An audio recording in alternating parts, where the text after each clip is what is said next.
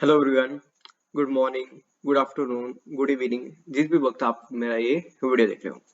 तो आज हम स्टार्ट करने वाले एक नया चैप्टर जो कि है कंप्यूटर का क्लास 7th का, जिसका नाम है कंप्यूटर लैंग्वेजेस एंड सॉफ्टवेयर। बहुत इजी चैप्टर है और बहुत मजा आने वाला है इस चैप्टर में आपको। तो यहाँ पे देखो, जो दो टॉपिक आपको दिख रहे होंगे, कंप्यूटर लैंग्वेजेस एंड सॉफ्टवेयर। तो ये जो दो टॉपिक है तो हम उसको दो पार्ट के अंदर डिवाइड करेंगे। एक रहेगा पार्ट ए के अंदर सिर्फ कंप्यूटर लैंग्वेज और दूसरे पार्ट के अंदर रहेगा सिर्फ कंप्यूटर। ठीक है, सबसे पहले हम देखेंगे कंप्यूटर लैंग्वेज और उसके बाद हम देखेंगे सॉफ्टवेयर। बहुत इजी चैप्टर है। ओके, अब यहाँ पर एक कंसेप्ट आ रहा है जिसका नाम है जनरेशन ऑफ कंप्यूटर लैंग्वेज। अब ये जो टॉपिक है इसको देखने से पहले हम ये चैप्टर का क्या देखेंगे, बेसिक्स देखेंगे। यहाँ पे आपको एक वर्ड दिख रहा होगा जिसका नाम है कंप्यूटर लैंग्वेजेस। अब लैंग्वेजेस क्या क्या होती है, मतलब जो चीजें आप क्या बोलते हो। ठीक है, जैसे हम कौन सी लैंग्वेज बोलते हैं, इंग्लिश, हिंदी, मराठी या कोई भी आपकी रीजनल लैंग्वेज होगी। ठीक है, उसे हम क्या बोलते हैं, लैंग्वेजेस। पर जो लैंग्वेज कंप्यूटर को समझ में आए तो वो लैंग्वेज कौन सी हो जाएंगी, फिर कंप्यूटर लैंग्वेज।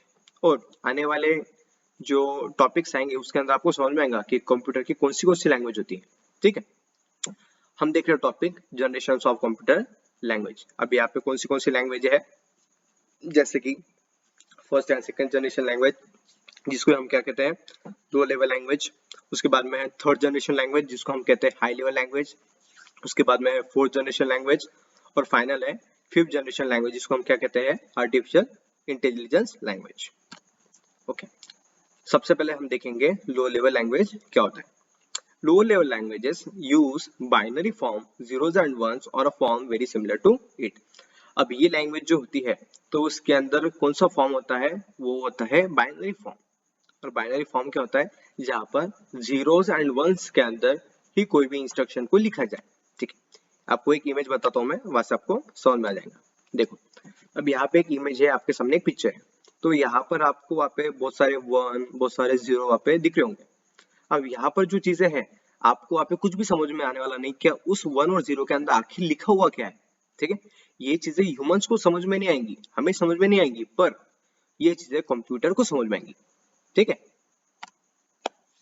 ठीक है। तो लैंग्वेज कौन सी है, लो लेवल लैंग्वेज, जो कि किसके फॉर्म में लिखी है, तो जीरो या वन, नहीं तो उसके सिमिलर फॉर्म के अंदर लिखी हुई होती है। अब यहाँ पे लो लेवल लैंग्वेज के दो टाइप्स बताए हुए हैं, एक है मशीन लैंग्वेज और दूसरा है असेंबली लैंग्वेज। सबसे पहला है मशीन लैंग्वेज, जिसको ही हम कहते हैं फर्स्ट जनरेशन लैंग्वेज।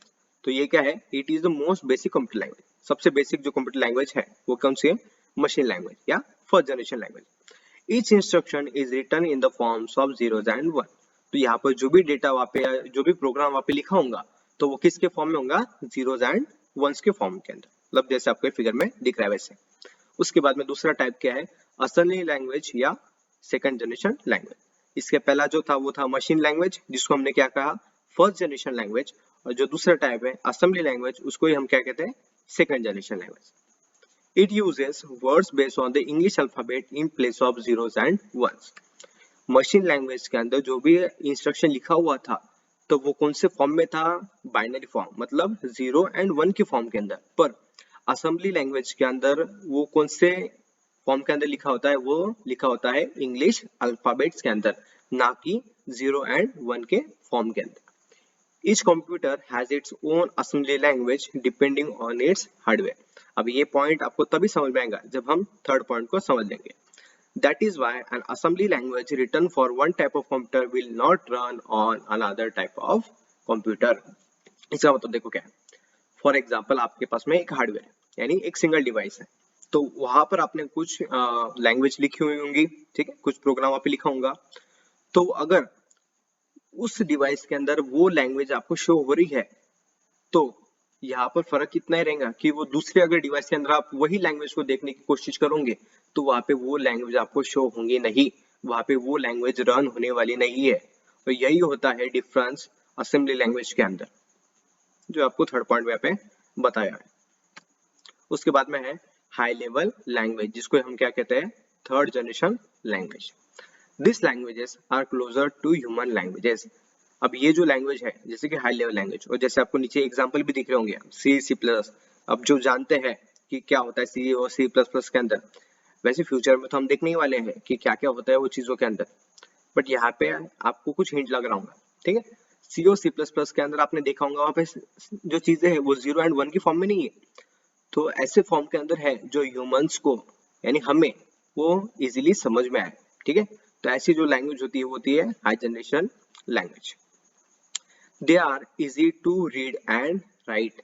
ये जो लैंग्वेज है ये लिखने के लिए भी इजी होती है और रीड करने के लिए भी इजी होती है। अब इसके एग्जांपल्स क्या है, जैसे कि C, C plus plus, C hashtag, Fortran, BASIC and COBOL, ठीक है। तो ये क्या है, हाई लेवल लैंग्वेजेस है। उसके बाद में है fourth generation languages. They are used to develop software and complex programming languages.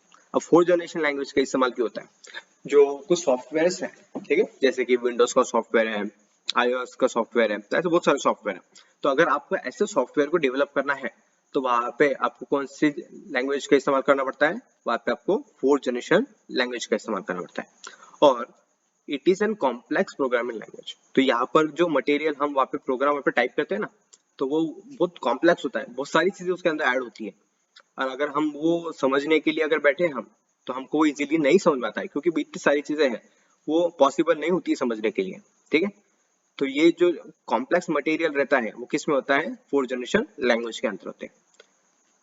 उसके बाद में है PL, SQL, FOXPRO, STATA, Oracle and visual basics are some fourth generation language. तो ये किसके टाइप है, फोर्थ जनरेशन लैंग्वेज के। और फाइनल एक टाइप है जिसका हम बहुत टाइम से हमको इसका जो नेम है वो आजकल सुनने में आ रहा है, जिसका नाम है आर्टिफिशियल इंटेलिजेंस लैंग्वेज। अब वो एक्चुअल में होता क्या है वो आप इसके थ्रू देख लोगे। और fifth generation language, this language make the computer solve a given problem without programmer. अभी तक की जो भी चीजें थी वो एक प्रोग्रामर, मतलब जो प्रोग्राम को राइट कर रहा है, मतलब जो ह्यूमन, ठीक है, वहां पे वो प्रोग्राम को राइट कर रहा था। तो ऐसे कोई भी प्रॉब्लम्स रहे तो वो क्या कर रहा था, प्रोग्रामर वहां पे सॉल्व कर रहा था। पर यहाँ पे आर्टिफिशियल इंटेलिजेंस लैंग्वेज के अंदर यहाँ पे कोई भी प्रोग्रामर रहने वाला नहीं है। और यहाँ पे क्या होगा, फिर कौन होगा, फिर यहाँ पे होंगे जैसे कि रोबोट्स, ठीक है, यहाँ पे नीचे दिख रहा होगा आपको। Robots are an examples of system working with AI, ठीक, जो एआई की मदद से वहाँ पे क्या करते हैं, काम करते हैं। Some popular languages are mercury, OPS5 and prolog. तो इसी इसके कुछ एग्जांपल्स यहाँ पे बताए हुए हैं। और इसके बाद में का कंसेप्ट है वो है computer software and its types. तो ये जो टॉपिक है ये हम एक नए वीडियो के अंदर देखने वाले हैं, जो पार्ट बी के अंदर आएगा। अभी तक हमने सिर्फ कंप्यूटर लैंग्वेज, जो ये चैप्टर का हमारा मेन हेडिंग था, जो था कंप्यूटर लैंग्वेज एंड सॉफ्टवेयर। तो कंप्यूटर लैंग्वेज हमने पार्ट ए के अंदर देख लिया, और पार्ट बी के अंदर हम देखेंगे कंप्यूटर सॉफ्टवेयर, उसके कुछ टाइप्स हो गए, जो भी चीजें हैं। बहुत इंटरेस्टिंग चैप्टर है, कुछ बिल्कुल हार्ड नहीं है, और बहुत मजा आने वाले इस चैप्टर को आपको पढ़ने के लिए। और अगर आपको लगता है कि ये जो नोट्स है अगर आपको लिखना होगा तो आप वीडियो को पॉज कर सकते हो और आपसे वो जो भी कंटेंट है उसको लिख सकते हो। और आई होप आपको ये जो आज का वीडियो था वो समझ में आया होगा, ठीक है। मिलते हैं एक नए दिन किसी नए वीडियो के साथ में, ठीक है। तब तक के लिए बाय वीडियो।